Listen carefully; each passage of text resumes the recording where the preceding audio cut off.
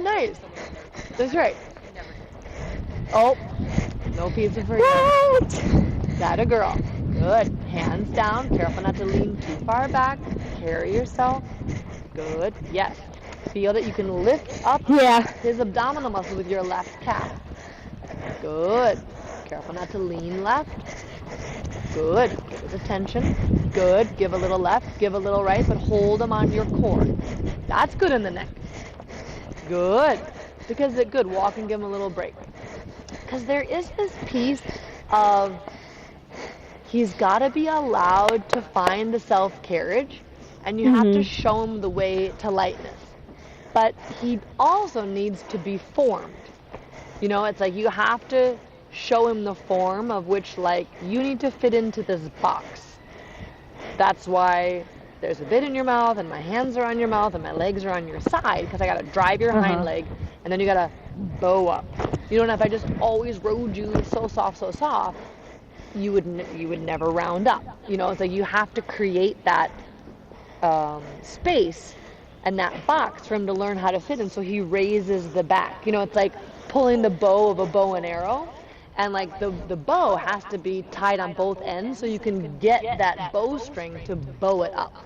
So that means like your legs have to be driving the hind leg, but your hands also have to help form his neck without like restricting the neck. So the next thing I want to do, this is like one of my favorite exercises, and you guys can probably use it for like every horse here, because we will.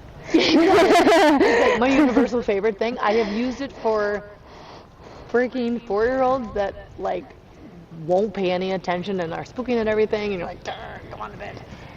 And like Grand Prix horses that aren't piaffing evenly. It like solves all the world's problems. We've got a really crazy event horse that did really great at Rolex a couple times. It like would win the dressage. We would do this every time in the warm-up. It was like all the time. So it's very simple, but you'll love it. It's a 20-meter circle at the trot, and then you're going to walk at the first quarter line, and at the center line you're going to do a full turn on the forehand away from your inside leg. Okay, so towards the outside. Exactly. You're going to push his tail around the outside, all the way around, so that you don't change direction. So you're going to stay going to the right, and I would keep the whip in the right hand, because what you're teaching him is when I you're just like making everything clear. When I want you to go on the bit. What does that mean? That means when I put my right leg on you, sir, your right hind leg has to answer me by going up and under your body, farther under, even sometimes towards the midline, which is of course like where we would like cut open for like colic surgery. Like that's that midline. He's got to be able to listen, yield his rib cage away from your leg, engage that inside hind leg, which is going to rotate his torso, engage, lower the inside hip, which in turn curves his body to the inside, which also what we talked about, raise and stretch that outside nuchal ligament, which is the definition of bending. Okay. So that's going to help horses that don't pay attention, don't bend, need more strength. That's like the beginning of all bending lateral work, to like yield away from your inside calf. Okay. So on the after the first quarter of my circle, am I doing it on quarter line? You're going to do it at the center line. At center line. Yep, and you're going to go 360, and then you're going to trot back out. And I'm doing a turn on the forehand to the inside. So you're going to like trot over, like trotting. Nice transition to the walk. As you approach the center line, start to turn your body and engage your inside seat bone and add your right leg, because I need his inside hock to cross over and under, and over and under, all the way around, over and under, trot out, and continue on the same circle. Okay. All right, and I shouldn't halt when I do the forehand. It should kind of be like at a walk. At a walk. Yeah, okay. Sometimes we halt, but if you can keep him walking, to like keep him thinking like forward engagement and stepping under, that's the best. Okay. So now I'm thinking when I just ask him to trot, I should get my leg more forward, right? Yes. Yeah, not let it get too far back. Yep. Good. Prepare to walk and walk now. Good. Yield off your right leg. Turn on the forehand. Cross that right hind leg. Yep. He's like, I don't know what you're talking He's like, about. are we done? Anyway, he's like, ta-da, halt at center line. Ta-da, I'm finished. We really can do this, I promise. Well, and this is just like this all the way around. Nope, 360. Oh, yeah. Because then we're going to, so I always find with horses, because I love them more than my own life. I love them so much, but their brains are like little tiny walnuts. And so I like to keep it really thin, like right leg, like yield, this is my right leg. Give me the right side of your body. Give me your barrel. Drop your neck down.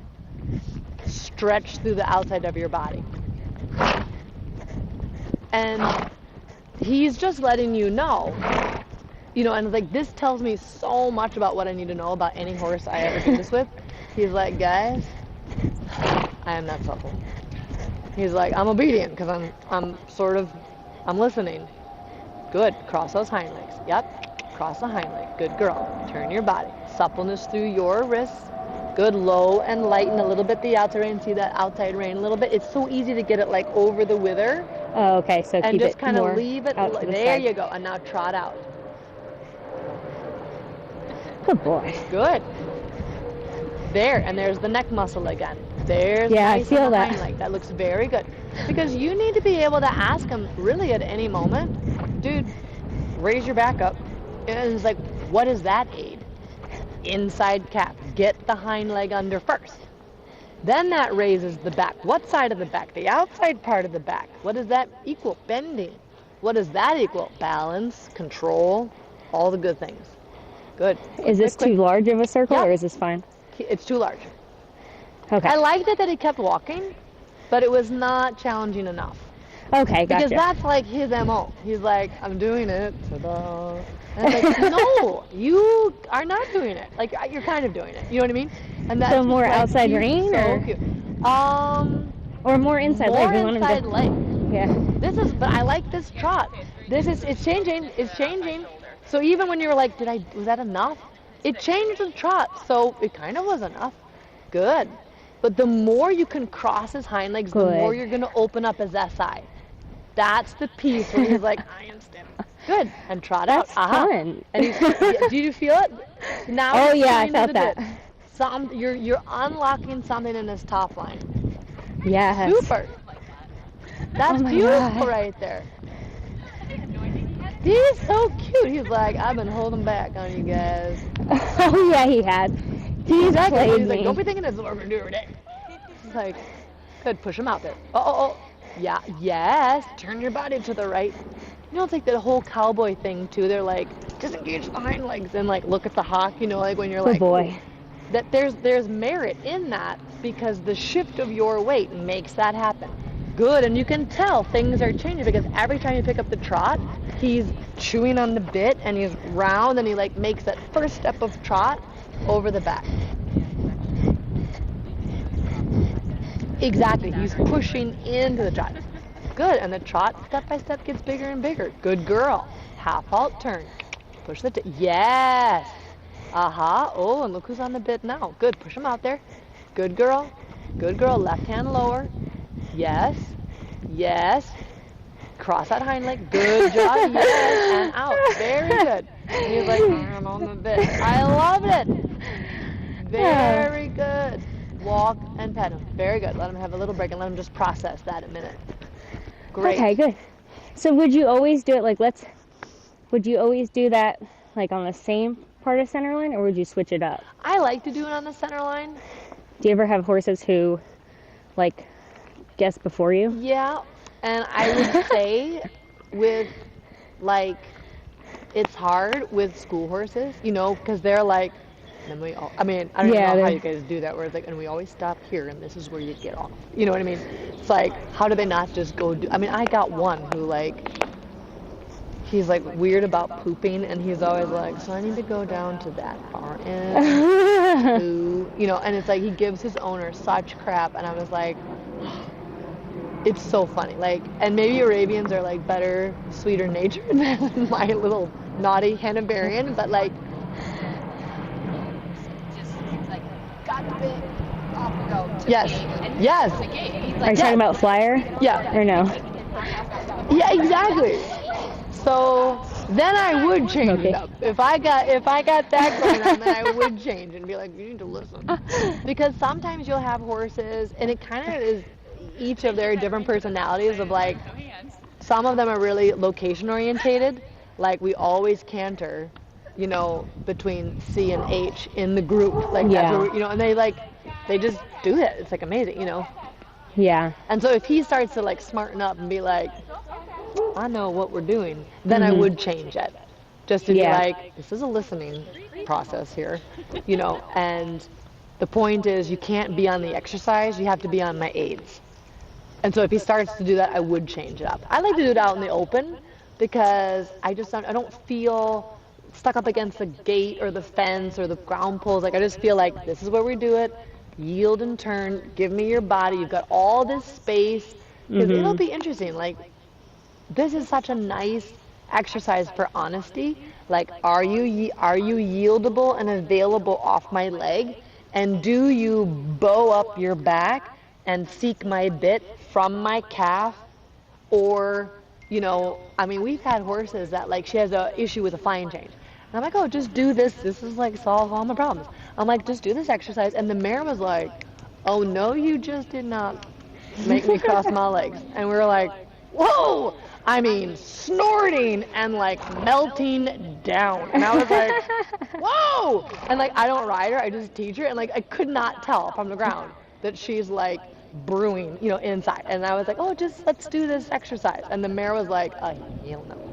And I was like, whoa, well, that's why we can't get this flying change. Like this, we got to fix this thing, and it's a great spot because it's totally neutral. It's not related to anything you're ever going to do in a test.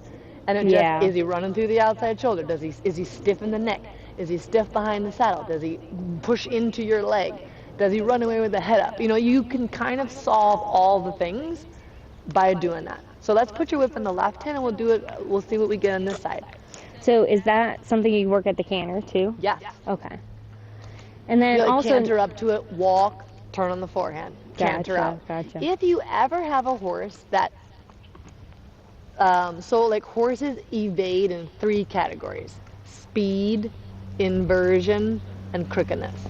Okay. They're all born crooked, so we already know we gotta fix that. 98% of them are crooked the exact same way, so that makes it pretty easy. And the 2% that are different, you just flip-flop all the principles and you got that one solved too. Speed, he's got a big speed evasion. He's like, what if I just go kind of slow and sort of half-assed? It's like, that's his jam. Right, I'm going to put only this much effort into it. So like that's definitely, and then there's a little bit inversion. I think you've worked really hard on getting them pretty round. So but like right there, like that's part of him with this short back and his neck that he could be like, I can also just be a hunter in my neck too sometimes. Yeah. Or like your mare was way more inverted, if anything, because she was like, oh, my back, she's light in the connection. He is less light, but way slower in his legs. And more like, kind of stuck, and it's like so often you can like, just by their muscling and like their temperaments, you can like, oh, I know all about you, And so this piece of like, whenever I have an inversion evasion, which is usually above the bit, biting the chest is a lot harder to fix, but it's the same inversion thing because they're not on the bit. And also, like if you have a spooky horse, like he must mind your inside leg. So I use this for a lot of spooky horses too. Because it's like, inside leg, give me your ear. Inside leg, give me your ear. Like, mind me, hello. You can go be yourself for 23 hours of the day. Maybe here, only 22 hours of the day. But that's still a great job. So, well, it's funny that you said that because I guess I've been doing something right this week because this horse has been, like, this ring is a spooky ring. It is and, a spooky ring. Twigs break. This is now less spooky because I've been here before when it was all really... Oh, okay, yeah. Something fell in the woods. Yeah. And it was always Jamie with her event horse. She's like, do you want to ride him? I'm like, no. I'll get on. Hank's like, blah, and I'm just like, oh, I almost fell off. Yeah, my clients are going to be pissed if I come back with my broken arm because I fell off your horse.